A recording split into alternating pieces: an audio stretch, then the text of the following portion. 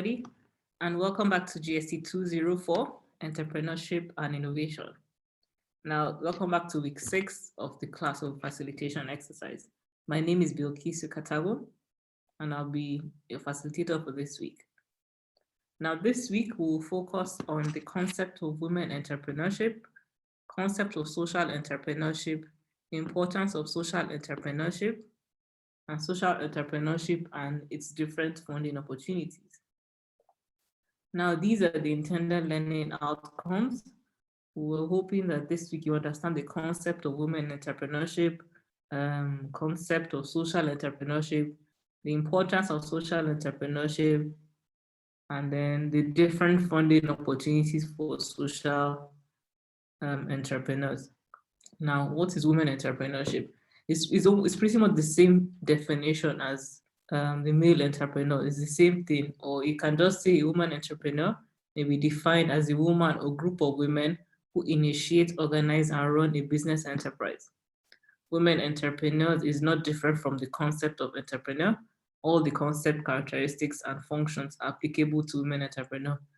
Earlier in the facilitation exercise, we'll discuss who an entrepreneur is, what entrepreneurship is. Just somebody that has an idea, you want to sell a product or service, and then you go out and pull in all the resources to create output. And then you're also marketing to your customers, you're trying to get more customers to buy your product or service. So women entrepreneur is the same definition, there's no difference between both of them. Now, there are different barriers that affect women entrepreneurs. The first thing is financing. It's very difficult for women to actually go out and get financing though. Yeah, now there's some industries, some particular programs and policies that the federal government has to help in financing women, but it's still a difficult thing to do.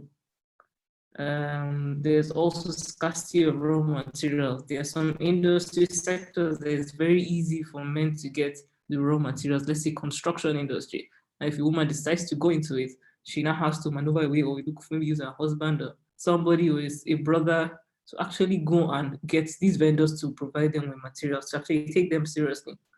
So it depends on the product or service you want to sell, what sector you're going into, that actually affects your getting the product or services that you require.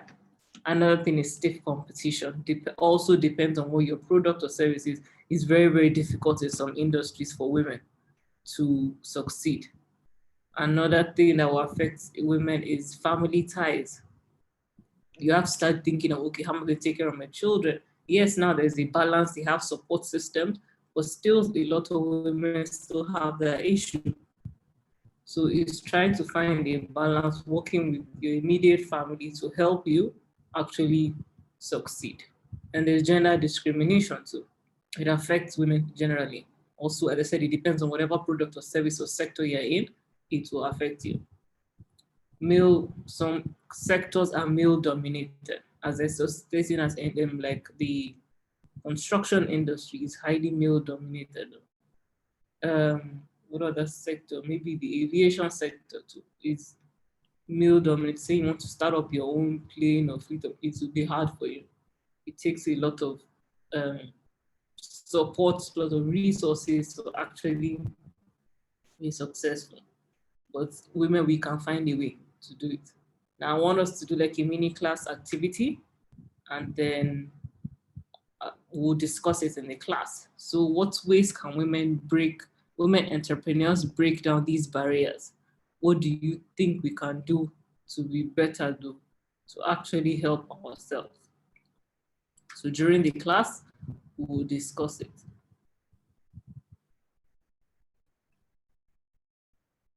Now, the next thing we're going to discuss is social entrepreneurship. Social entrepreneurship is the use of startup companies and other entrepreneurs to develop, fund, and implement solutions to social, cultural, or environmental issues. Now, this concept may be applied to a variety of organizations with different sizes, aims, and beliefs. Now, the whole point of social entrepreneurship is finding solutions, as the definition states, to different environmental issues, different issues that affect the society. For example, we can say a company starts up like you can look for an alternative to packaging. Maybe you're used to using nylon bags to package your goods and sell out, or paper bags, or something that is not biodegradable. Now you now have a company that will decide, okay, there's another option. Why can't we use proper bags, or let's recycle what we've used before and resell it and sell it to the customers. Something that can be biodegradable to the environment and actually degrade over time. We all know that nylon bags do not degrade. They take a very long period of time to degrade. So if you can actually develop a different type of packaging system, different type of packaging for your products that will degrade and help the society as a whole. Another thing is places like NGOs. NGOs help the social entrepreneurs too. They try to see if there's an issue, try to see if they can resolve it. So there are different companies that are social entrepreneurs that actually help. You yourself, you can go into it if you want to, or you can still be a for-profit organization, but still be social entrepreneurs, offer a solution to whatever issues we have in the society. Now, there are different types of social entrepreneurs or social entrepreneurship organizations. First thing is community projects. Community projects are usually, for instance, an organization is what organizations call corporate social responsibility. They go out into the community and actually set up a project for them. Maybe we want to help in rebuilding the schools there, they help the hospitals there, the maybe cleaning up, doing roads for them.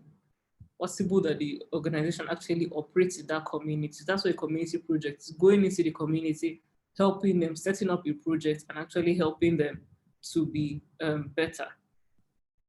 Another thing is non-profit organizations or NGO. Most of us know what NGOs are. We find a lot of them that help around the help with different societal ills. You find NGOs that maybe help women as well. They help children.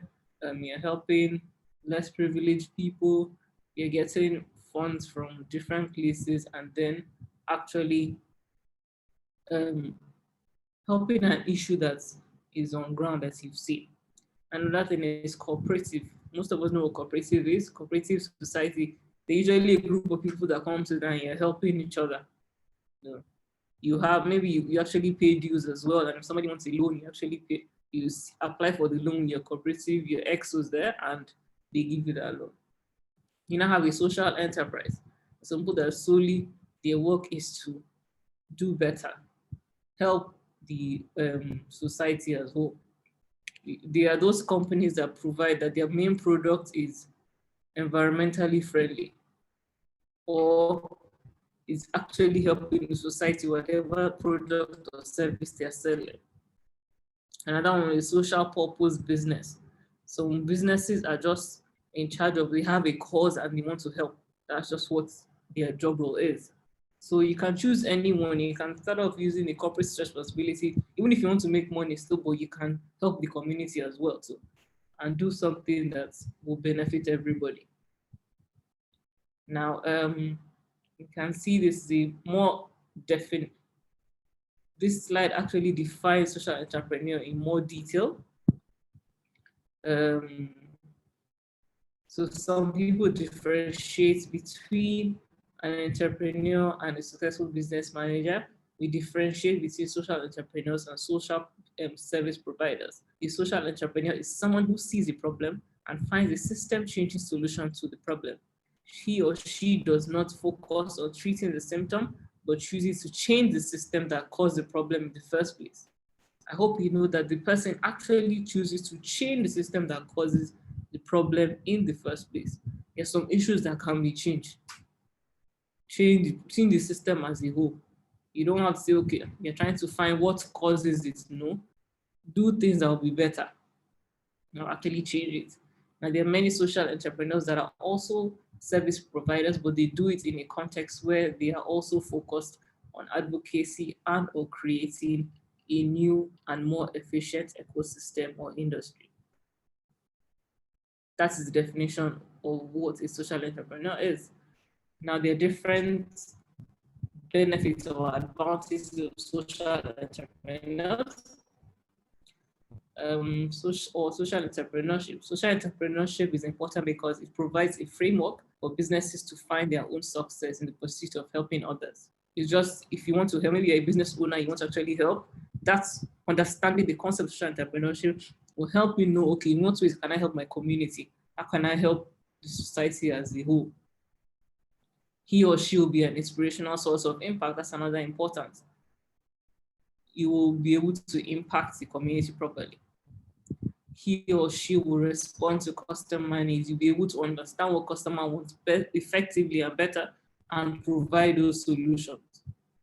You're able to manage relationships beyond economic purpose. With social entrepreneurship, you're able to, yes, you want to make money, but also build relationships with people.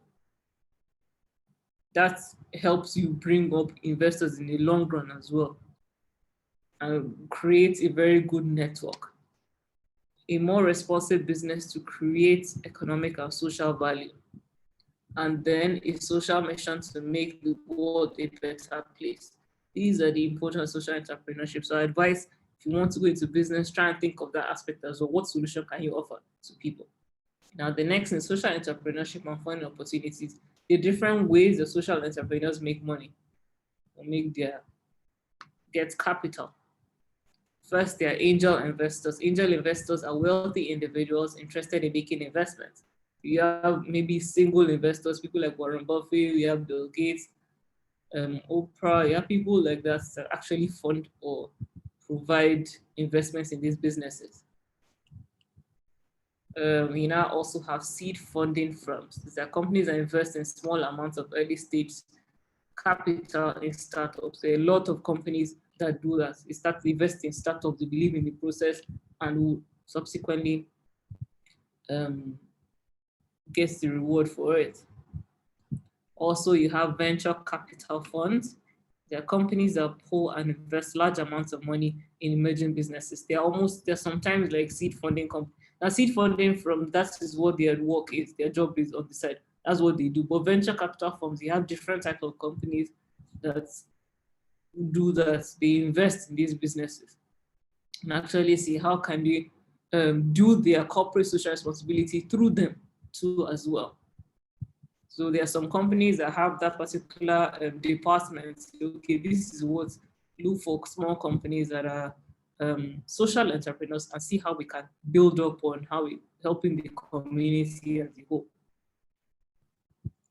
Now, I want us to do a small class activity, go through it, answer the question, and then we'll answer it in the class. So do you think more entrepreneurs should go into, what do you think? Now, thank you very much for joining me in this class. In the next class, we'll discuss the business opportunity evaluation.